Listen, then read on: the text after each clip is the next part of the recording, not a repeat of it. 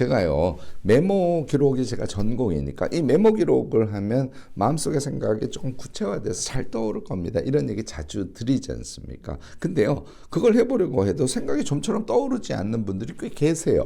게다가 제가 333의 법칙 같은 것도 계속 강조하죠. 생각을 할 때 먼저 동그라미 3개를 쳐놓고 그 다음에 그 3개에 들어갈 내용을 생각해서 거기다 적으면 돼요. 이게 이제 메모하면서 체계적으로 자기 생각을 정리할 수 있는 방법으로 제시하는 것인데, 이 3가지를 뭐라고 메모해야 할지 그걸 전혀 모르겠어요 하는 분들도 당연히 많죠. 그래서 오늘은요, 그 부분을 조금 풀어드리려는 영상을 찍고 있습니다. 패턴 생각법이라고 하는데요, 이 패턴 생각법을 익히시면 아마 많이 좋아지실 겁니다.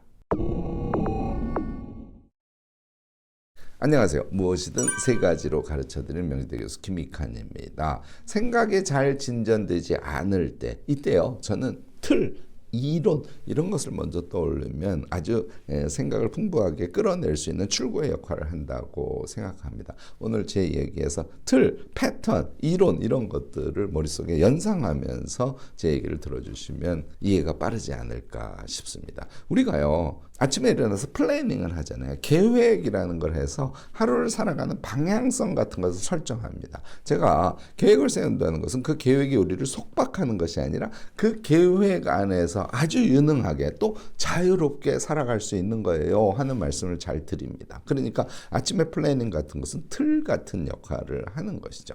또 생각에 대해서도 똑같아요. 그러니까 내가 무엇인가에 대해서 생각을 할 거야. 그러면 이렇게 분류 같은 걸 하는 거라고 생각하면 돼요. 이렇게 구획을 나누어서 영역을 좀 설정해 놓고 A 영역에 대해서는 이런 생각, B 영역에 대해서는 이런 생각, C 영역에 대해서는 이런 생각, 이렇게 좀 틀을 지어 놓고 생각을 하면 그 틀 안에서 생각이 자유롭게 튀어나오는 경우가 많다. 이렇게 여러분들께 소개를 드리는 것이죠. 오늘은요, 생각을 진전시키는 틀들에 대해서 조금 소개 말씀을 드리려고 합니다. 이런 거를 제일 적극적으로 잘 하는 게 경영학 영역에서 이런 것들을 아주 많이 생각해냅니다. 회사라는 것도 하나의 사람이라고 생각하면 그 회사가 창의적인 생각을 많이 할 수 있는 그런 구체적인 방법을 갖고 있어야 회사가 발전할 수 있을 거 아닙니까? 시스템 공학 같은 데서도 시스템을 개발하는 프로세스를 설계할 때 이런 방법 저런 방법을 쓰면 아주 창의적인 멋진 시스템을 개발할 수 있어요. 이런 필요가 존재하기 때문에 경영학, 시스템 공학 등에서 여러 가지 틀 같은 것을 짜서 그 틀을 공유하고 그 틀 안에서 자유롭고 창의적으로 행위를 하는 경우가 많다는 이야기죠. 제일 잘 알려진 것은요, 어떤 문제를 해결해가는 방법에 대한 것인데, 우리가 PDS 잘 알죠? Plan, Do, C를 PDS라고 얘기하지 않습니까? 얘를 PDCA라고도 합니다. 그러니까 Plan하고 Do하고 행위한 다음에 C, 체크하고 A, 체크 결과에 따라서 어떤 새로운 창의를 만들어내서 액트를 한다. 그래서 PDCA라고 하죠. 사실 PDS보다는 PDCA가 더 일반적으로 알려진 개념이죠. 5 whys라 그래서 5번의 왜를 질문한다는 거예요. 그래서 첫 번째 왜를 질문하고 답변을 하고 그 답에 대해서 다시 왜를 질문하고 그 답에 대해서 또 왜를 질문하고 이걸 5번 하면 가장 근본적인 문제의 원인을 찾아낼 수 있다. 뭐 이런 방식들이죠. 또 일반적인 생각의 표출 방법으로 제일 많이 쓰는 거, 우리 여러분들 많이 쓰시지 않습니까? 마인드 매핑이라고 그러는데 도구 자체를 마인드 맵이라고 만들어서 이미 여러분들이 사용하고 계신 분들도 있고 손으로 그리시는 분들도 있고 앱으로 마인드맵을 사용하시는 분들도 계실 겁니다. 또 여러분들 많이 들어보신 방법 중에 하나가 브레인스토밍 같은 것이죠. 아이디어를 표출하고 그래서 포스트잇 같은 것으로 단어들을 써서 걔를 쭉 수집해서 보드에 붙여놓은 상태에서 서로 연관이 되는 것들, 이걸 이제 결합이라 그러는데 그 키워드들을 몇 개의 덩어리로 묶어보는 작업, 이런 것들을 통해서 창조적인 생각 또는 사람들의 보편적인 생각이 무엇인지를 잘 정리해내는 그런 작업을 브레인스토밍을 통해서 하지 않습니까? 그것 이외에도 스캠퍼라고 하는데 이거는 이제 약자예요. SCAMPER 이 모두가 약자인데 뭐 그 복잡한 영어를 여기서 다 얘기할 필요는 없고요. 한국말로 하자면 대체하는 거, 결합하는 거, 응용하는 거, 수정하는 거, 용도를 변경하는 거, 제거하는 거, 역전시키는 거, 뭐 이런 것을 생각을 할 때 해보라는 거예요. A라는 것을 생각했으면 그 A에 대체하는 것이 무엇일 수 있는지 이걸 생각해 보라는 것이고, 그 A와 결합될 수 있는 게 무엇인가를 생각해 보시고, 뭐 그렇게 해서 응용, 수정, 용도 변경 등등을 해보라는 게 이제 스캠퍼 방법의 구체적 내용이라고 생각하시면 됩니다. 데커덤 방법론이라는 것도 아주 유명하죠. 무엇인가를 정의하고 그 정의를 조금 더 확장해서 생각을 여러 가지로 넓혀보는 거예요. 확장을 해보고 뭐 자료조사도 하고 여러 가지를 하죠. 그래서 확장을 해서 그 확장한 것들 중에 필요한 것을 선택하고 실행하는 거, 이거 이제 데커덤 방법이라고 보통 얘기를 합니다. 연상기법도 많이 쓰죠. 그 이외에도 논리 체계를 짜가는 거, 이것도 생각을 진전시키는 방법으로 많이 쓰는 것이고요. 사실 이 부분이 제일 중요한데, 생각을 넓혀갈 때는 외부 자극을 끌어들이는 게 엄청 중요하다는 거예요. 책을 본다든지 다른 사람의 이야기를 수집해 본다든지 이렇게 자료를 수집함으로써, 이게 이제 외부 자극이거든요. 이 외부 자극에 의해서 생각을 확장시켜가는 방법, 이게 사실 앞에 말씀드린 방법론을 적용시킬 때도 외부 자극의 요소를 끌어들여서 생각을 확장시키는 경우가 대부분이다, 이렇게 보셔도 될 겁니다. 제가 지금까지 말씀드린 것을 저는 패턴화 시켜서 여러분들께 오늘 제공을 하려고 합니다. 다음 세 가지를 여러분들은 패턴화해서 완전히 몸에 익히신 다음에 무엇인가를 생각할 때 반드시 이렇게 좀 해주시면 좋지 않을까 싶습니다. 이 수준까지 하셔야 우리가 생각이 일반적인 수준에 그치는 것이 아니라 아주 높은 수준, 사람들에게 감동을 주는 그런 수준으로 발전시켜 갈 수 있어요. 특히 저처럼 유튜브를 한다든지 또는 글을 쓴다든지, 심지어는 걔를 책의 수준으로 뭔가를 만들어낸다든지, 이렇게 할 때는 제가 오늘 말씀드리는 그런 세 가지 패턴을 반복적으로 하시고 그 생각의 수준을 왕창 높여주는 것, 이것을 목표로 잡으시는 게 아주 중요합니다. 그래야 더 성장한 우리가 될 수 있는 것이죠. 첫 번째, 아까 제가 경영학이나 시스템 공학에 대한 소개를 쭉 하면서 외부 자극 얘기를 했지 않습니까? 자료 수집에 의한 외부 자극을 반드시 끌어들인다, 이렇게 여러분들 마음을 먹어주시기 바랍니다. 글을 쓰실 때요, 자꾸 그냥 앉아서 메모 조금 하고 글을 쓰시는 경우가 많아요. 물론 출발은 그렇게 해서 글쓰기 자체가 우리에게 익숙해져야죠. 그렇지만 이것으로는 생각의 한계가 있습니다. 제가 여러분들께 제일 권하는 것은 무엇인가에 대해서 생각할 때 도서관을 쫓아가는 게 제일 좋은 방법입니다. 도서관을 가면 요즘에 다 개가식으로 되어 있기 때문에, 예를 들어서 내가 용기에 대해서 생각할 거야. 그러면 머리로 떠올리고 우리가 용기에 대해서 쓸 수 있는 키워드가 많지 않아요. 그런데 용기라는 키워드로 검색을 하면 책들이 쭉 나올 거예요. 그 중에 대표격의 책을 그냥 선택을 한 다음에 그 번호를 보고 서가에 가면 그 주변에 용기와 관련된 책들을 여러분들이 몇 권 발견하실 수 있거든요. 그러면 그 책을 뽑아와서 책상에 앉아서, 이걸 이제 발췌독이라고 하는데, 자기가 필요한 부분들을 쭉쭉쭉 스킵하면서 읽으시면서 거기에서 나온 아이디어들을 계속 메모해 두시는 거예요. 이렇게 도서관에 가면 지식적인 측면에서의 외부 자극이 엄청나게 우리에게 들어올 수 있습니다.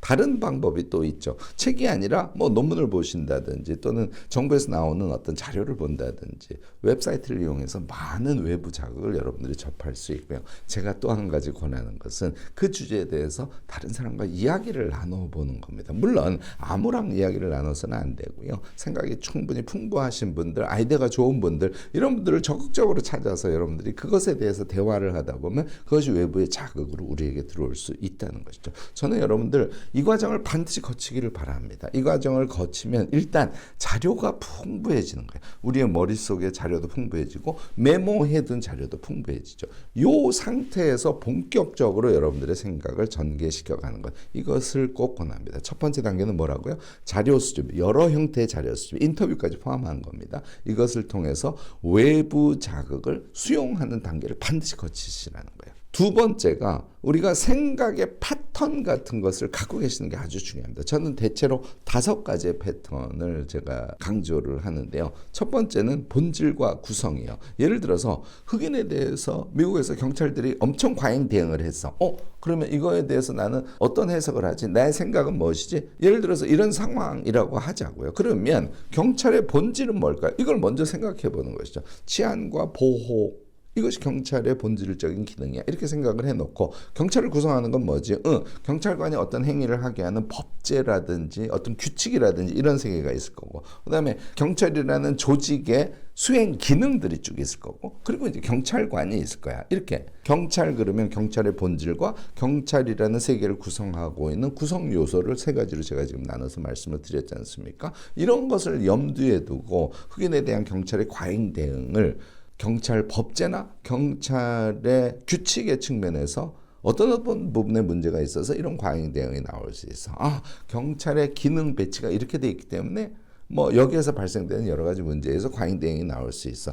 미국 경찰관들의 문화나 기타 등등 경찰관 개인의 어떤 속성들 이런 것들에 의해서 과잉 대응이 나올 수 있어. 등등으로 이야기를 전개시켜 갈 수 있는 것이죠. 이렇게 본질과 구성을 여러분들이 생각을 하시면요, 여러분들의 생각의 폭을 쭉 넓혀 가실 수 있다는 걸 알게 될 겁니다. 저도 이 부분을 자주 쓰죠. 여러분들 이미 느끼셨겠지만 제가 유튜브 할 때 어떤 문제에 대해서 저의 의견을 말씀드릴 때 본질적으로 이런 성격을 가져요. 그런데 그 문제를 구성하는 건 다음에 세 가지입니다. 첫 번째는 뭐, 두 번째는 뭐, 세 번째 뭐 이렇게 자주 얘기를 하지 않습니까? 여러분들도 이런 방식을 써먹으시라는 것이죠.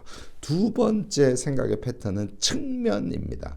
대부분 이거 많이 하지 않습니까? 사회적 측면, 경제적 측면, 문화적 측면 이렇게 하는 것이죠. 코로나19에 대해서 당신은 어떻게 생각합니까? 나의 생각을 정리할 거야. 그러면 코로나19의 사회적 측면에 대해서 먼저 생각을 하고 경제적 측면에 대해서 생각하고 문화적 측면에 대해서 생각을 할 거야. 이렇게 하면 생각의 폭이 넓어지겠죠. 이런 것들을 패턴이라고 얘기한다는 것이죠. 세 번째, 순서예요. 영어로는 order라고 할 수 있죠. 일종의 질서 같은 것인데 질서 순서는 굉장히 다양하게 있습니다. 예를 들자면 무엇인가의 현상을 볼 때 그것의 원인과 배경이 출발 지점이겠죠. 그 원인과 배경이 출발 지점이 돼서 구체적인 사건이 어떻게 전개됐지? 그 전개 결과 어떤 영향과 귀결이 이루어졌지? 이렇게 순서적으로 생각하는 방식입니다. 순서의 제일 대표적인 거, 여러분들 레시피 같은 거예요.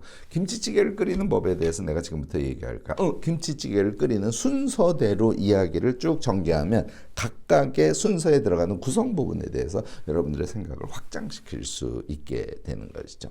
네 번째가 입장입니다. 어떤 것에 대해서 생각을 하실 때 나는 서민의 입장에서 생각하면 이렇고 중산층의 입장에서는 이렇고 부자의 입장에서는 이래. 이렇게 입장을 나누어 놓고 여러분들의 생각을 전개하면 생각을 확장시키는 데 큰 도움이 되겠죠. 그 외에도 굉장히 많죠. 교수의 입장, 학생의 입장, 지역사회의 입장 이렇게 입장을 나눠서 각각의 입장을 여러분들이 머릿속으로 생각을 하시게 되면 생각이 확장을 할 수 있다. 이런 얘기죠. 예를 들어서 집값 상승에 대해서 이야기를 하려고 해요. 이 집값 상승에 대한 서민의 입장, 중산층의 입장, 부자의 입장은 다 다를 수 있죠. 얘를 쭉 나열을 해놓고 그 다음에 거기에다가 어떤 이론적 근거 또는 어떤 자신의 입장의 근거를 가지고 자신의 주장을 펼치는 이런 생각의 확장과 응축을 여러분들이 해낼 수 있게 된다는 것이죠. 마지막 다섯 번째 생각 패턴이 층위입니다. 층위라는 것은요, 우리가 보통 이 표층이 있고 중간층이 있고 심층이 있어요.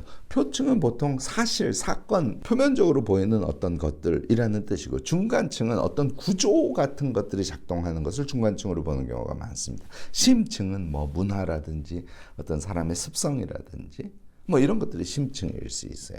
예를 들자면 매장의 매출이 지금 하락하고 있어요. 그것에 대해서 분석을 해보세요라고 이야기를 했습니다. 그러면 매장의 매출 하락의 아주 표면적인 이유들을 먼저 찾아보고 우리 회사가 매장 운영을 하는 것에 어떤 구조적인 측면이 있어서 이 구조적인 측면이 매출 하락에 영향을 미치고 있는가를 보고 더 나아가서는 그 매장에 있는 사람들 의 문화라든지 생각 방식이라든지 뭐 태도라든지 이런 것에서 문제를 바라볼 수 있게 되겠죠. 그러니까 똑같이 매장의 매출 하락에 대해서 생각을 하면서 이미 층위에 따라서 여러분들이 나누어서 생각을 해보기 때문에 생각이 확장되는 그런 경험을 쉽게 하실 수 있게 될 겁니다. 이렇게 생각을 본격적으로 할 때는 제가 제시하는 5개의 생각 패턴을 적용하시면서 생각을 확장시켜 보시기를 권합니다. 자, 그 다음에 이렇게 생각이 됐어요. 그러면 여러분들이 걔를 정리해 봐야 될 거 아닙니까? 이 정리할 때 메모의 패턴을 여러분들이 가지시면 참 좋습니다. 저는 여러분들께 권하는 방식이 2가지 패턴인데요.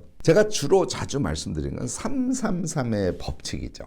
그래서 메모를 할 때 제목을 써놓고 먼저 동그라미를 3개 그려놓으라고 하는 거지 않습니까? 그래서 지금까지 얘기한 것처럼 생각의 확장을 한 것을 토대로 해서 그리고 다른 자료를 여러분들이 접하면서 생각의 확장의 재료들을 확보한 상태에서 이제 동그라미에다가 채우는 거죠. 자, 동그라미를 3개 썼어요. 동그라미 하위에 대시를 또 2개, 3개 그려놓고 거기다가 내용을 또 채워보고 이것을 반복하면 아주 체계적으로 생각을 정리할 수 있다는 얘기죠. 그러니까 생각을 정리할 때도 이렇게 정리하는 메모의 패턴 같은 걸 갖고 계시라는 거예요. 조금 고도화된 방법을 쓰시는 분들이 앞에 제가 소개하는데 경약 소개에서 얘기가 나왔죠. 마인드맵을 쓰는 방법입니다. 이 마인드맵도 333이랑 원리적으로는 같습니다. 먼저 어떤 주제어가 있으면 그 주제어를 가운데 쓰시고요. 그 다음에 보통 3개, 2개 정도 연관된 키워드를 분해해서 쓰시는 거예요. 본질과 구성 얘기할 때 여러분들이 이 기법에 대해서 알아들으셨을 겁니다. 자, 그러면 하나의 주제어에 대해서 키워드가 3개가 나와서 첫 번째 키워드에 대한 또 생각이 2가지가 나와서 그러면 걔를 이어서 쭉 써주는 거예요. 예를 들자면요. 내가 용기 있게 실행하기에 대해서 지금부터 생각을 할까요? 뭐가 있지? 하고 생각을 이어보니까 결국은 용기 있게 뭔가를 실행하려면 내 마음의 준비가 있어야 되고 그 용기 있게 실행하는 것을 퍼퍼벅 잘 할 수 있게 하기 위해서 뭔가 계획을 세우는 게 필요할 것 같고 용기 있게 하려면 또 상황 조건도 만드는 게 필요할 것 같으네. 이렇게 3가지로 나눠서 용기 있게 실행하기라는 가운데에다가 3개 키워드를 썼단 말이죠. 이렇게 한 상태에서 마음은 가만히 있어. 뭐지? 순수 욕망이 관련이 될 것 같으네. 주변의 인식을 신경 쓰지 않는 주변 인식 제거. 이거 필요할 것 같아. 미래에 대한 긍정이 필요할 것 같아. 이렇게 다시 분해해서 생각을 써보시는 거죠. 계획과 관련해서는 아웃풋을 아주 현실적으로 딱 명확하게 짜는 거. 이게 아주 중요하겠네. 두 번째는 적절한 시간 배분을 하는 게 계획에서는 아주 중요하겠죠. 계획에서 김 교수가 항상 CSF가 중요하다 그랬으니까 핵심 성공 요인 설정하는 거 예를 써야겠네. 자, 마지막 상황 조건도 한번 분해해보자. 상황 조건은 나에게 협력자를 만드는 걸 먼저 해봐야겠네. 최소 비용을 마련하면 내가 안심하고 용기 있게 퍽할 수 있겠지. 작업 공간이 있으면 훨씬 더 좋겠네. 이렇게 생각을 계속 진전시키는 것을 마인드맵 방식으로 여러분들이 진행을 해보실 수 있는 것이죠. 제가 오늘 말씀을 드린 것은요. 우선 생각 프로세스를 여러분들이 패턴화 하시기를 권합니다. 앞부분에 쭉 말씀을 드렸죠. 외부 자극을 넣는 거예요. 읽기라든지 대화를 한다든지 또는 회의를 한다든지 이런 외부 자극을 끌어들이는 것을 먼저 꼭 하시기를 바랍니다. 두 번째는 그것을 토대로 해서 생각을 좀 확장시키는 거, 진전시키는 것이죠. 생각을 진전시킨 상태에서 그 생각들을 메모하고 얘를 반복해 주는 거예요. 외부 자극을 끌어들이고 그 다음에 메모하고 그 다음에 생각을 진전시키고 또 메모하고 이렇게 하셔도 되고요. 대화하고 회의하고 메모하고 얘를 반복해 주셔도 되고 여러분들이 생각을 점점 더 진전시키는 프로세스를 여러분들 식으로 패턴화하는 것 이것을 달성하시기 바랍니다. 두 번째는 생각 방식의 패턴화에 대해서는 아까 제가 5가지의 패턴에 대해서 설명을 드렸죠. 구성, 본질과 구성이죠.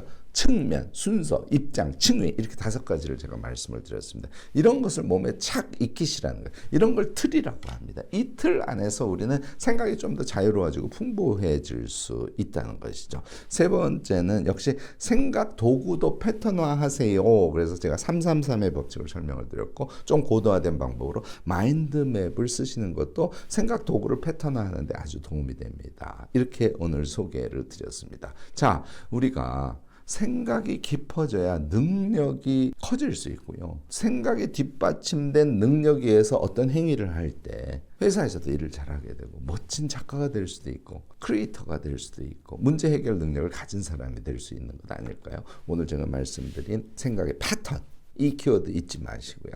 조금씩 그 패턴을 몸에 붙여가는 그래서 생각 능력이 극대화된 그런 사람으로 우리를 만들어가면 좋지 않을까 싶습니다. 오늘 제 이야기가 도움이 되셨다면 좋아요, 구독, 알림 설정까지 꼭 부탁드리겠습니다.